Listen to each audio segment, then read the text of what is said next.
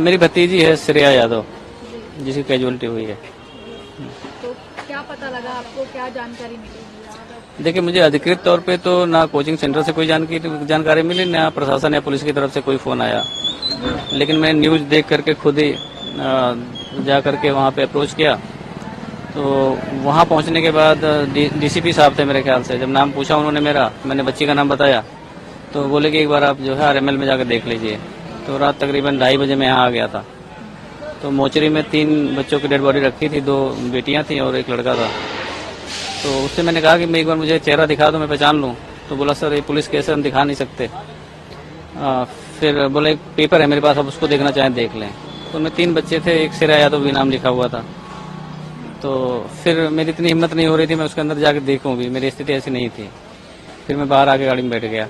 फिर सुबह तकरीबन 6 बजे 6:30 बजे के बाद दोबारा गया मैं। तो मैंने कहा भैया आप तो दिखा दो, रात में तो आप मना कर रहे थे, रात में नहीं दिखा सकते। तो बोले अभी जब तक पुलिस नहीं आएगी, आईओ नहीं आएंगे, तब तक हम नहीं दिखा सकते। तो मैंने कहा चलो कोई बात नहीं, इतनी बात मेरी इनसे हुई। आपको जैसे आप टीवी देख रहे थे, क्या आपको जानकारी मिली जब आपने देखा, क्या था मतलब हाँ, कितने बजे का समय था? मैं जब न्यूज देखा तो तकरीबन 11:15 का समय था। मैं खाना वाना खा के उसके बाद बैठा, तो मैंने सोचा न्यूज देख लूँ। तो उसमें ये आ रहा था कि राव आईएएस स्टडी सर्कल के बेसमेंट में पानी भर गया है और रेस्क्यू ऑपरेशन चल रहा है और बहुत सारे बच्चे फंसे हो सकते हैं। करीब 20-22 बच्चे बाहर निकाले गए हैं।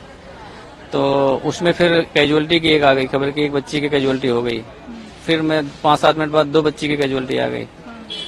तो चूंकि एडमिशन मैं नहीं कराया था तो मुझे पता था कि उसी में है।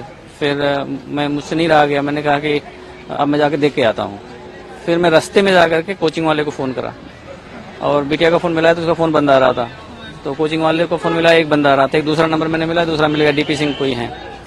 तो डीपी सिंह से मैंने पूछा, मैंने कहा कि क्या आपके कोचिंग में इस तरह कोई घटना हुई है? बोले हाँ हमारे कोचिंग है, रेस्क्यू ऑपरेशन चल रहा है। तो मैंने कहा मेरी बिटिया का एडमिशन हुआ है श्रेया यादव, क्या वो भी तो नहीं है इसमें? तो बोले सर अभी नाम तो नहीं बता सकता, पर 2 कैजुअलिटी हुई हैं, 3 कैजुअलिटी हुई हैं, 2 बेटी और एक बेटे की हुई है। तो फिर मैं मतलब बहुत ही मिसमैनेज लग रहा था। तो मुझे लगा कि पहले मैं जाके पीजी में देख लूँ उसके, क्योंकि पीजी मैंने दिलाया था, मैंने रखवाया था। तो मैं पीजी में करीब 1 बजे पहुंचा। तो 1 बजे जब पहुंचा वहाँ देखा तो उसके रूम में ताला लगा हुआ था। तब मेरा डाउट और हो गया कि फ़ोन मिल नहीं रहा है, रूम में ताला लगा हुआ, रात 12-1 बज रहे हैं, तो अगर होती तो यहीं आती। फिर मैं दोबारा वापस आया, वहाँ डीसीपी साहब से मैंने पूछा तो उन्होंने बताया कि आप एक बार आरएमएल के में जाके मोचरी में देख लीजिए। तो मैं करीब 2:30 बजे से यहाँ हूँ रात। जी कहाँ से हैं? जी आप कहाँ से हैं? बच्ची की उम्र कितनी थी? मैं मूल रूप से अम्बेडकर नगर डिस्ट्रिक्ट है, पहले वो फैजाबाद अयोध्या था और अभी अम्बेडकर नगर है। और वो मेरी भतीजी है, श्रेया नाम है उसका, और मैं यहाँ गाजियाबाद में रहता हूँ खुद। तो कितने महीनों पहले कराया था आपने? और 4-5 महीने हो गए, मई जून में एडमिशन उसका कराया था मैंने। अभी क्या माता पिता को बता दिया कौन कौन परिवार से आ रहे हैं? नहीं, आने का तो कोई नहीं आएगा परिवार से जो अम्बेडकर नगर में है। यहाँ पे मेरी सिस्टर रहती हैं और मेरी धर्मपत्नी खुद हैं। बाकी जो मेरा और सर्कल के लोग हैं, मेरा भतीजा रहता है, तो लगभग आधी फैमिली यहीं है, वो सब लोग आ रहे हैं। बाकी गांव वाले जो आने के कारण मैंने उनको मना कर दिया कि हम वापस वहीं आएंगे।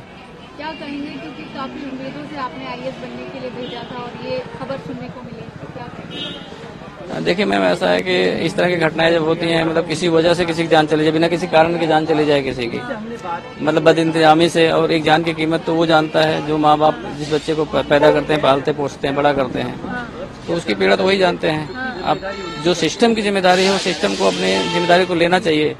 और प्राइमा फेसिया मेरी ये डिमांड है कम से कम कि जो कोचिंग के ओनर हैं उन पे गैर इरादतन हत्या का मुकदमा जरूर दर्ज हो, ताकि जितने और कोचिंग सेंटर्स हैं, चाहे मानक से बनने हैं नहीं बनने हैं ये तो बात का विषय है, लेकिन कम से कम वो उनकी अपनी जवाबदेही ये हो जाए कि अगर मेरे से कोई लापरवाही होती है, मेरे सेंटर में कुछ ऐसा होता है, तो पहली जवाबदेही मेरी हो जाएगी। तो इसको रोका जा सकता है और रोकना चाहिए। ये देश का नुकसान है, कोई किसी एक का नुकसान नहीं है। जैसे आपने एडमिशन कराया था तो आपने देखा था कि जैसी व्यवस्था वहाँ पर है बेसमेंट में से कोई आता है, मान लो मैं यूपी से आ रहा हूँ या बिहार से आ रहा हूँ, तो वो कोई मानक नहीं चेक करता है। जैसे हम अंदर अगर लाइब्रेरी देखने गए तो हम देखेंगे उसमें सिटिंग है कि नहीं है, कंप्यूटर्स है कि नहीं है, बुक्स हैं कि नहीं है। आदमी ये देखता ही नहीं देखता है कि भाई कितने में बना हुआ है। हम तो ये देखते हैं भाई 20 से लगे 20 लोग बैठेंगे। तो ये तो